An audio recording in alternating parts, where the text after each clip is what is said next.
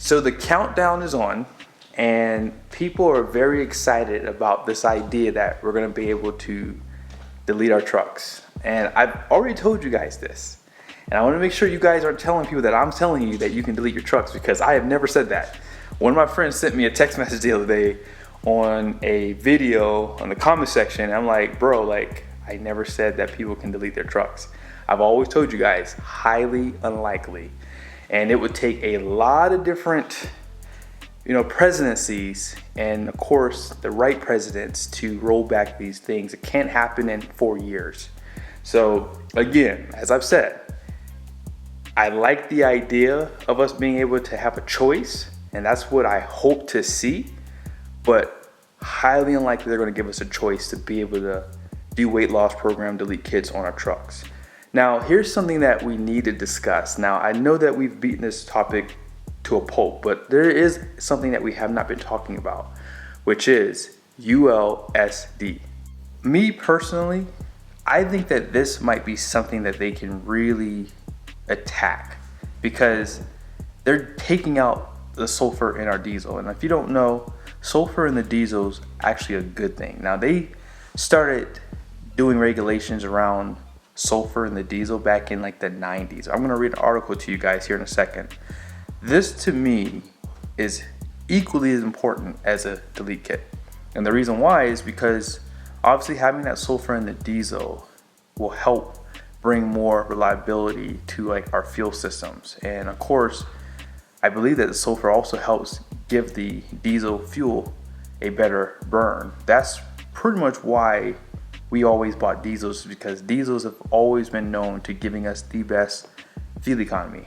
However, with the emissions control and with the removal of the sulfur in our diesel, this has actually reduced the life of engines.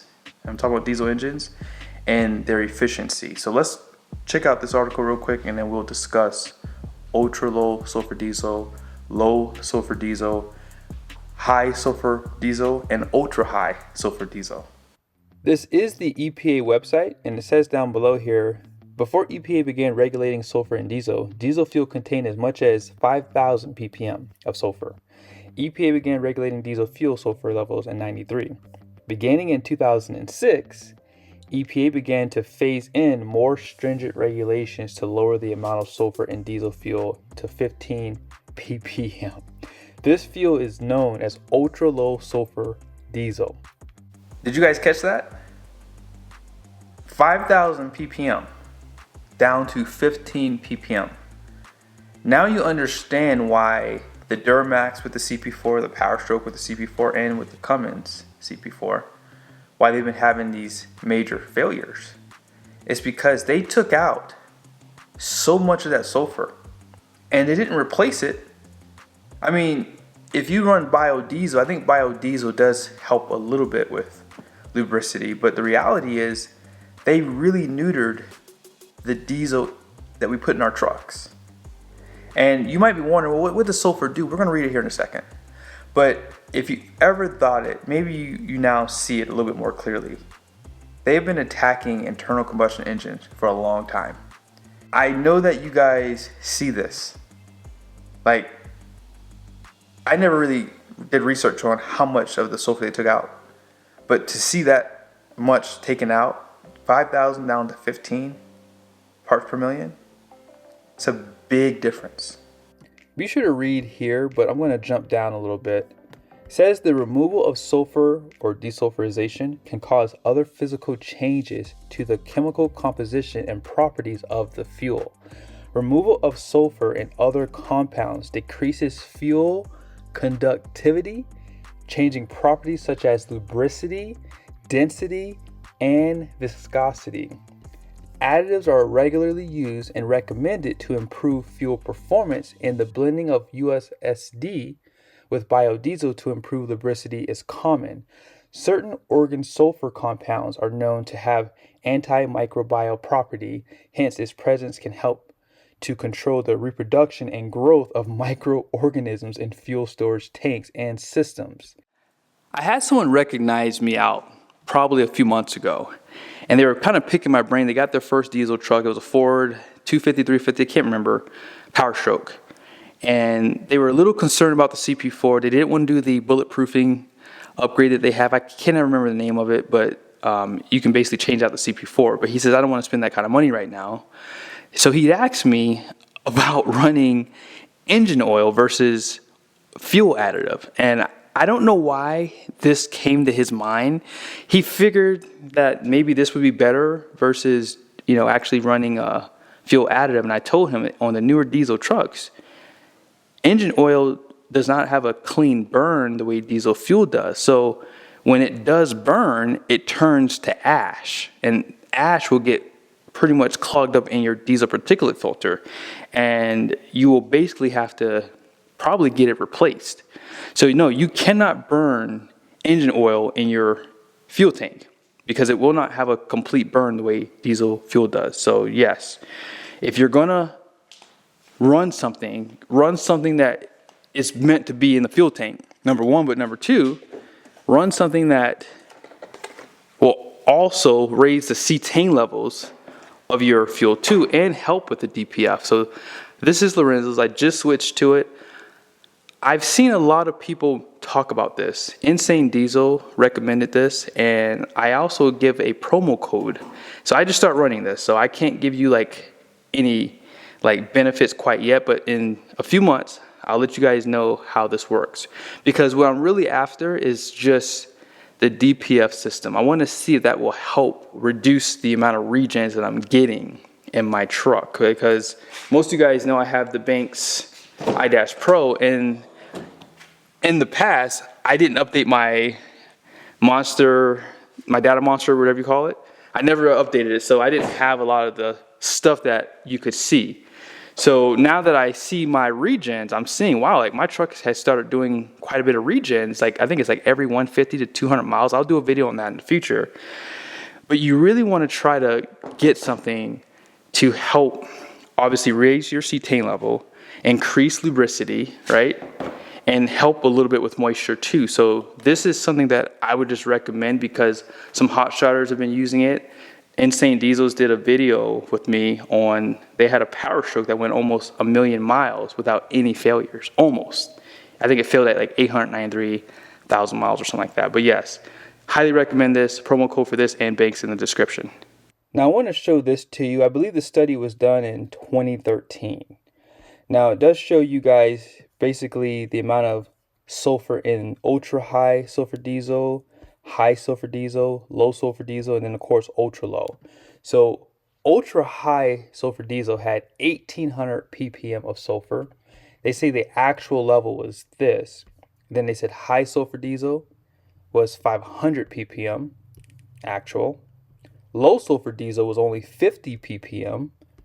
Here's the actual. Then ultra low is 10 ppm of sulfur. Here's the actual for that here. And this was without any additives too. Keep that in mind. You know what I see here? I see people making decisions based on something that they will never own.